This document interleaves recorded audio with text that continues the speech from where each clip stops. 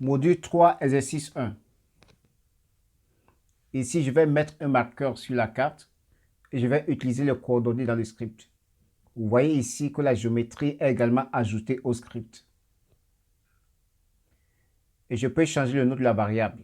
Par défaut, elle s'appelle géométrie, mais appelons-la emplacement location.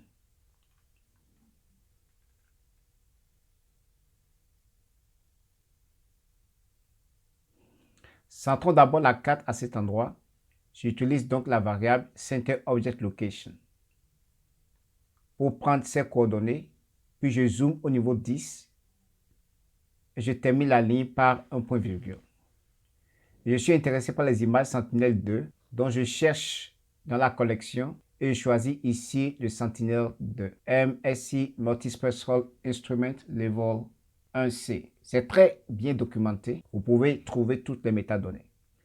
Et je copie le bout de code et je peux créer une nouvelle variable. Appelons-la S2 pour Sentinel-2. Et ensuite, je colle le bout de code pour charger la collection d'images Sentinel. Je termine la ligne par un point virgule. Et maintenant, je veux appliquer quelques filtres. D'abord, je veux filtrer avec les métadonnées. Et si vous retournez à la collection Sentinel-2, vous trouverez sous l'onglet propriétés de l'image toutes sortes de propriétés de métadonnées que vous pouvez utiliser pour le filtrage. Nous allons utiliser ici le pourcentage de pixels nuageux. Comme vous le voyez, il y en a beaucoup.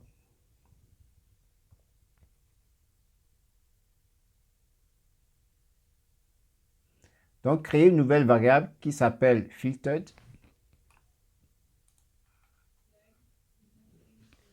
Utiliser le filtre point de la collection Sentinel-2 pour appliquer un filtre.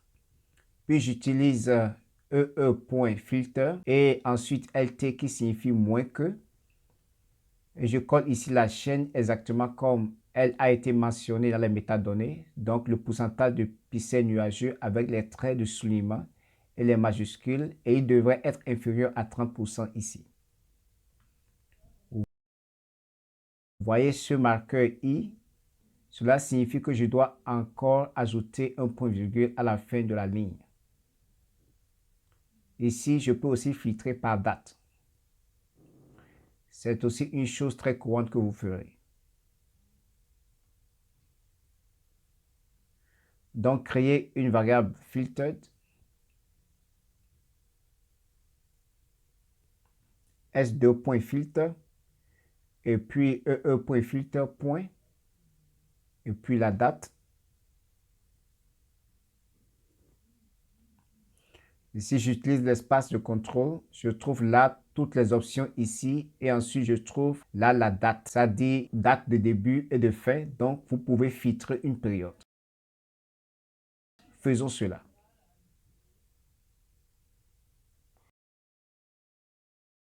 Nous les mettons aussi sous forme de chaîne et au format année, mois, jour. Et la chaîne est séparée par une virgule. Donc ici, je filtre entre le 1er janvier 2019 et le 1er janvier 2020. Et cela devrait renvoyer toutes les images.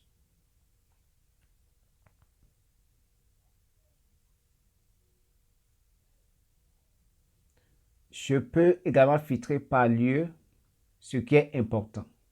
Je ne veux pas la collection entière pour le monde entier, mais seulement pour notre emplacement qui est défini par le marqueur. J'utilise donc à nouveau la même syntaxe, mais en utilisant filter.bounce. Et vous pouvez trouver dans le manuel comment cela fonctionne. Vous pouvez ajouter la géométrie. Et dans notre cas, c'est juste un point.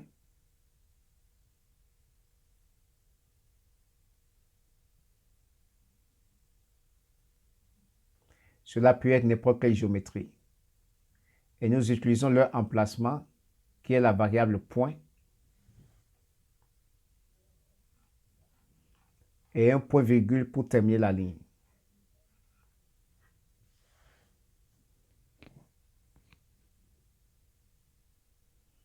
Maintenant, tous ces filtres ligne par ligne, c'est beaucoup de travail. Vous pouvez aussi les agréger en une seule ligne. Et alors, on utilise la notation par point. Je vais le démontrer ici.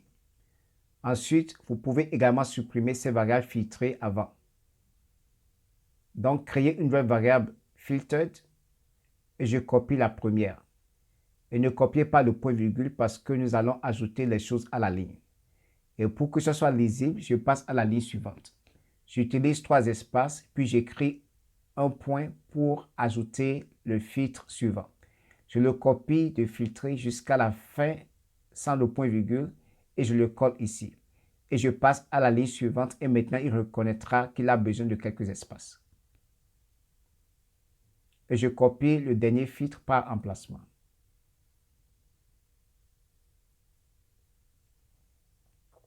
Et dans ce cas, parce que c'est le dernier, je vais fermer la ligne pour la variable. J'utilise le point-virgule. Je retourne au début de la ligne. Et ensuite, si je veux savoir combien d'images sont sélectionnées en utilisant ce filtre, je peux juste utiliser une fonction print et l'utiliser sur la variable filtered. Puis, j'utilise la méthode size. Cela va juste imprimer le nombre d'images. Point virgule pour terminer la ligne. Et maintenant, je veux voir les images. Mais je dois définir comment les visualiser. J'utilise une variable ici, RGBVis. Et ensuite, je construis ce dictionnaire. Et le dictionnaire contient la valeur minimale qui doit être visualisée. Ici, on utilise simplement 0. Et la valeur maximale, on utilise ici 3000. Donc, vous pouvez jouer avec pour étirer les couleurs. Les bandes que je veux voir, vous les définissez comme une liste de chaînes et de numéros de bandes. Donc ici, bande 4, bande 3 et bande 2, qui seront rouge, vert et bleu. Et nous allons créer une image en couleur vraie. Et ensuite, je termine le dictionnaire. Je ferme le dictionnaire. Maintenant, nous utilisons map.addLayer et nous voulons visualiser la collection filtrée. Nous voulons utiliser ce dictionnaire pour les couleurs RGBVis et nous donnons une chaîne de caractères du nom de cette couche. Cela sera ajouté au canevas ci-dessous. Donc, je l'exécute. Quand je l'exécute, je vois immédiatement qu'il y a 52 images. Et il affiche ici en dessous les images proches de notre point.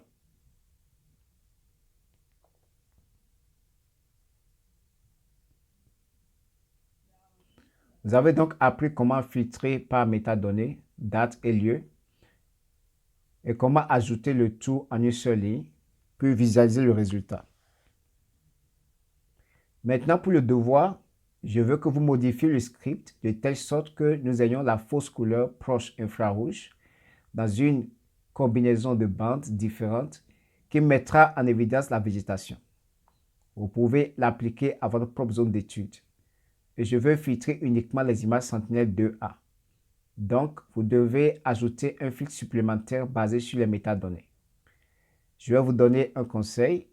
Vous devez utiliser la propriété du nom de l'engin spatial, puis utiliser le filtre égal pour le rendre égal à la propriété 2A. Essayez de résoudre ce problème et mettez votre code dans le lieu de soumission de devoir. Bonne chance.